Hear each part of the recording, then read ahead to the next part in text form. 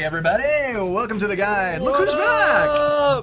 Yay, Will has returned, and we are glad to have him back here on the guide. And we talk more about that, but we have a lot to cover, so welcome back. Moving on. Well, thank you. Going to talk about Cars 2. Did you like the first Cars? I love the first Cars. Really? Yeah. You're super stoked about it? Because I really think that for Cars 2, however you felt about the first movie, you'll probably feel pretty much the same for this one. Like, the level of quality is pretty close to the same. The sequel's slightly darker. Cars die, which was kind of shocking at first. That's an interesting concept. I know, it's a little weird. But, you know, you feel slightly removed from it because they are cars. It's not like watching, people die. But it's slightly darker. Don't worry, it's not like, all gory or scary or anything. I mean, it's a really family-friendly movie, but just be aware that, yeah, some cars meet their untimely demise.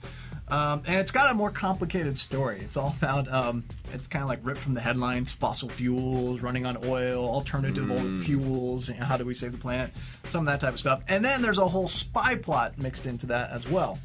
I wasn't sure that Cars as spies was going to work, like as a James Bond movie. Yeah, that's how I feel just after seeing the previews for the movie. It's like, you're trying to make this more than it needs to be. Yeah, but you know what? It works really well. I mean, it's kind of exciting. It's fun. They do a good job following some of those classic James Bond spy tropes.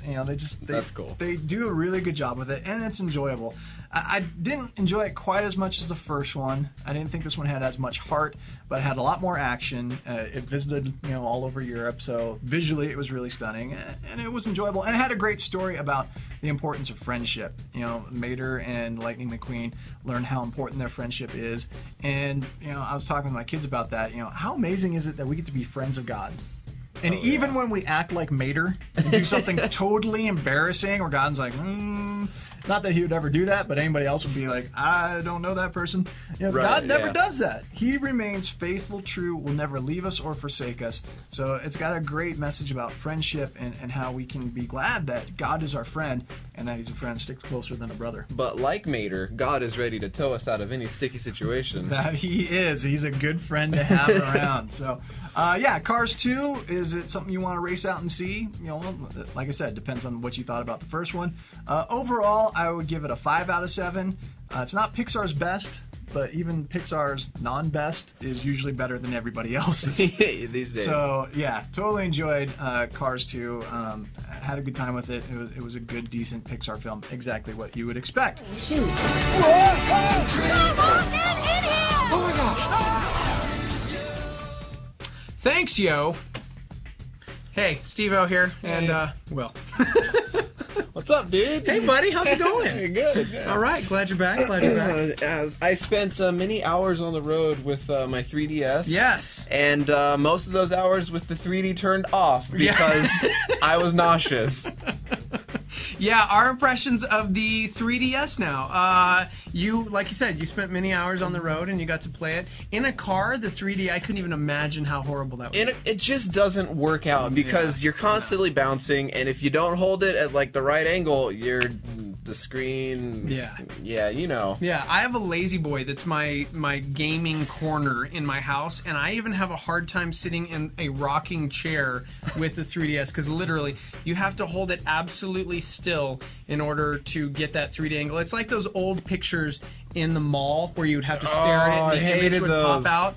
If once you lost it, your eyes just kind of cross, and that's exactly what. Yeah. But I will say, when you do have the angle right, the 3D is so cool, gorgeous. Yeah. And especially for games that really take advantage of it. Absolutely. Like Ocarina of Time. Yeah. Pre-Ocarina, I was thinking, man, $250 for this gaming system. What is worth it so far? My thumb, I wanted to give the system a thumbs up, but I couldn't because my thumb hurts so badly because it feels like the buttons are a little close together. It seems a little tiny, and it can cramp your thumb. But the good thing about having a cramped thumb means I've been playing Ocarina of Time for like 19 hours. And so it's sad because we can actually keep track of our gaming log on it. and it's been 19 hours. It's pretty sad. But yeah, as someone who played the original Ocarina of Time, that game single-handedly got me dropped out of college. I'm sad to say.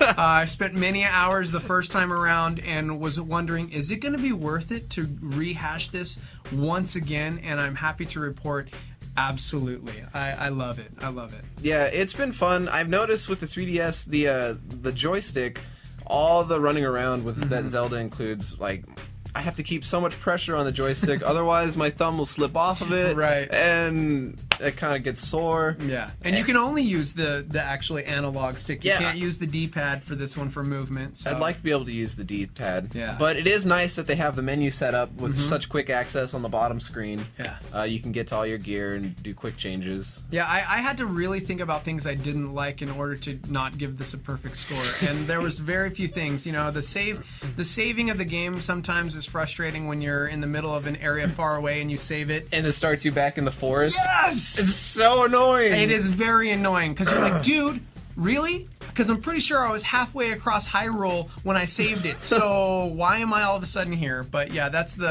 literally my one negative comment I can say. Other than that, the 3D is absolutely gorgeous.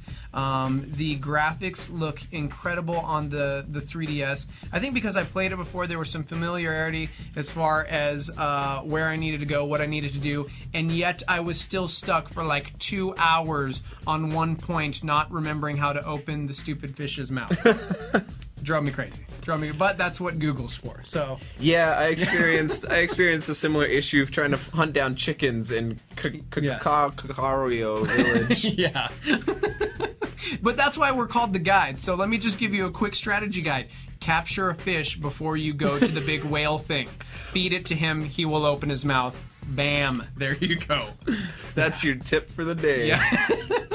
So overall, my impressions of the game, I actually still have to give it a perfect score. It is beautiful. It is the reason why I did not get a degree in college, and it is probably the reason why the 3DS is now worth it, in my opinion. Yeah, there aren't any other games like Ocarina of Time, in my Nothing. opinion. Yeah. And I would give it a 7 out of 7 too, just Absolutely. because it's built so well. And now with the 3D, I wasn't quite sure how it would work out, but somehow they managed to make everything just huge looking in the game. It's amazing. So, for more in-depth on Legend of Zelda Ocarina of Time 3DS and our full impressions on the 3DS system itself, make sure you check out HollywoodJesus.com.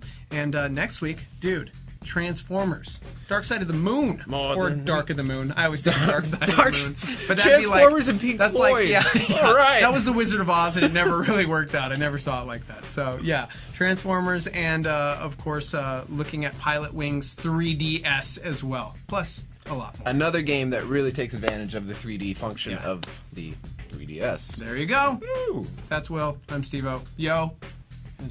Oh yeah, I forgot about Yeah, him. I think he went and saw Cars 2 again. See you later.